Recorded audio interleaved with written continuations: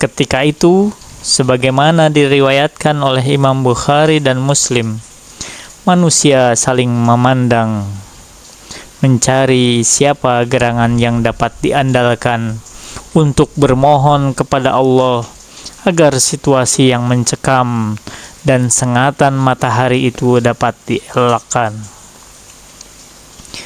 Mereka pergi kepada Adam, Nuh, Ibrahim, Musa dan Isa alaihimussalam. Tetapi semua nabi mulia itu menolak dan menyebut dosa masing-masing sambil berkata, nafsi, nafsi, kecuali Isa alaihissalam yang juga menolak tanpa menyebut dosa. Akhirnya mereka menuju ke Nabi Muhammad sallallahu alaihi wasallam. Beliau menerima permohonan mereka dan bermohon. Setelah menyampaikan pujian kepada Allah Subhanahu wa Ta'ala, pujian yang belum pernah terucapkan sebelumnya.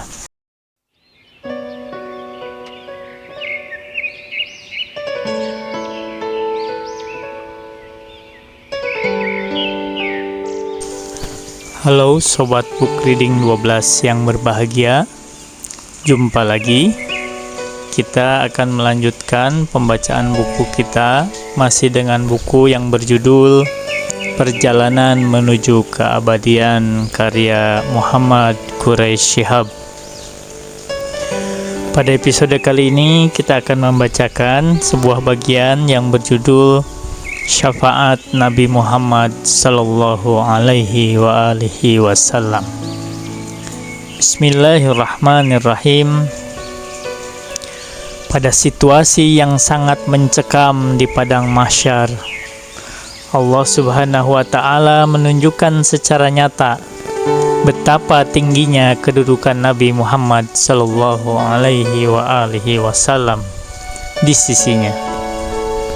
Ketika itu, sebagaimana diriwayatkan oleh Imam Bukhari dan Muslim, manusia saling memandang, mencari siapa gerangan yang dapat diandalkan untuk bermohon kepada Allah agar situasi yang mencekam dan sengatan matahari itu dapat dielakkan. Mereka pergi kepada Adam, Nuh, Ibrahim, Musa dan Isa alaihimussalam. Tetapi semua nabi mulia itu menolak dan menyebut dosa masing-masing sambil berkata, nafsi, nafsi, kecuali Isa alaihissalam yang juga menolak tanpa menyebut dosa. Akhirnya mereka menuju ke Nabi Muhammad sallallahu alaihi wasallam. Beliau menerima permohonan mereka dan bermohon. Setelah menyampaikan pujian kepada Allah Subhanahu wa Ta'ala, pujian yang belum pernah terucapkan sebelumnya, Allah Subhanahu wa Ta'ala memerintahkan beliau mengangkat kepala sambil bermohon. Maka beliau berkata singkat, Tuhanku, umatku, umatku. Hadis riwayat Bukhari, Muslim dan lain-lain melalui Abu Hurairah.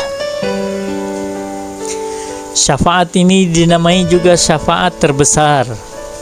Sementara ulama berpendapat bahwa inilah yang dimaksud dengan Al-Maqam Al-Mahmud, kedudukan yang mulia yang dijanjikan Allah kepada Rasulullah sallallahu alaihi wasallam. Baca Quran Surah Al-Isra ayat 79.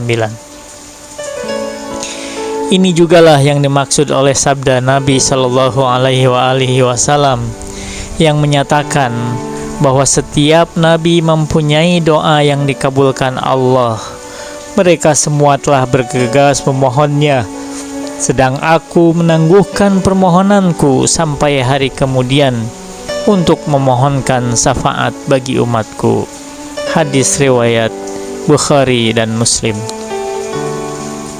Di samping syafaat ini ada juga syafaat-syafaat khusus bagi orang-orang yang memperoleh izin untuk dianugerahi syafaat, baik dari Nabi Muhammad sallallahu alaihi wasallam maupun selain beliau.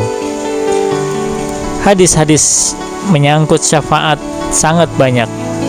Kendati demikian, sementara ulama meragukan bahkan menolak adanya syafaat di hari kemudian berdasarkan beberapa ayat Al-Quran, seperti firman-Nya dalam Quran surah Al-Baqarah ayat 48.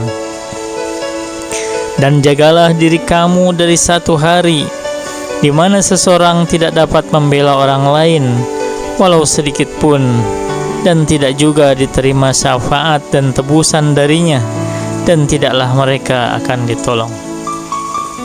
Ketika menafsirkan ayat ini dalam buku tafsir Al-Misbah, penulis antara lain mengemukakan bahwa dalam kehidupan dunia, syafaat seringkali dilakukan untuk tujuan membenarkan yang salah, serta menyalahi hukum dan peraturan. Yang memberi syafaat biasanya memberi karena takut atau segan, atau mengharapkan imbalan. Di akhirat, hal demikian tidak ada, karena Allah yang kepadanya diajukan permohonan tidak butuh, tidak takut, tidak pula melakukan sesuatu yang batil. Di akhirat, yang mengajukan permohonan syafaat harus mendapatkan izin terlebih dahulu dari Allah untuk memohonkan syafaat, dan izin itu baru diberikan setelah Allah menilai bahwa yang memohon dan yang dimohonkan wajar untuk memberi dan mendapat syafaat, dan tentu saja apa yang dimohonkan adalah sesuatu yang hak. Ada ulama yang memahami ayat ini dan semacamnya ditujukan kepada orang kafir, sehingga pembelaan dan syafaat yang dinafikan adalah yang bersumber dari orang-orang kafir kepada orang kafir. Ada lagi yang berpendapat bahwa pembelaan dan pemberian syafaat yang dinafikan adalah dari siapapun, walau mukmin, terutama yang ditujukan untuk orang kafir. Ada lagi pendapat yang menafikan secara mutlak adanya pembelaan dan syafaat secara mutlak dari siapapun dan untuk siapapun. Pendapat terakhir ini, walaupun sepintas terlihat didukung oleh sekian ayat yang berbicara tentang syafaat, tapi ada ayat-ayat lain yang mengisyaratkan adanya syafaat. Bahkan tidak sedikit hadis-hadis sahih yang menegaskan adanya syafaat. Salah satu ayat dimaksud adalah firman-Nya, dan sembahan-sembahan yang mereka sembah selain Allah tidak dapat memberi syafaat. Akan tetapi, orang yang dapat memberi syafaat ialah orang yang mengakui yang hak, yakni keesaan Allah, dan mereka meyakininya. Quran surah Az-Zukhruf ayat 86. Demikian juga Quran surah Saba ayat 23. Memang syafaat ala dunia tidak akan terjadi di hari kemudian, dan itulah yang dinafikan oleh sekian ayat. Hampir sepakat ulama tentang adanya syafaat bagi mereka yang taat dalam rangka meningkatkan derajat mereka, serta bagi mereka yang berdosa tetapi tidak bergelimang dalam aneka dosa besar yang menjadikannya tidak wajar menerima syafaat. Memang, sekali lagi harus dicatat bahwa tidak semua dapat menerima, bahkan memberi syafaat.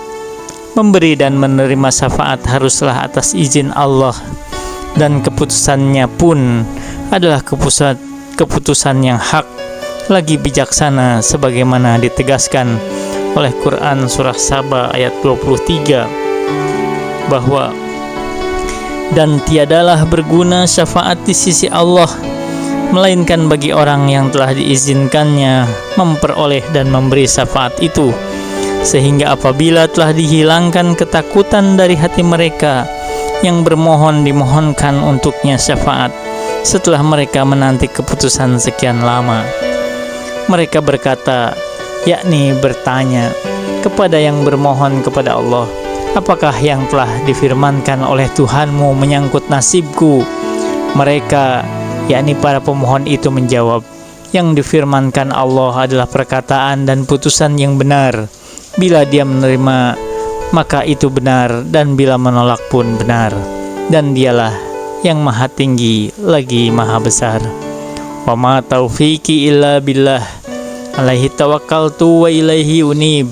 Wassalamualaikum warahmatullahi wabarakatuh.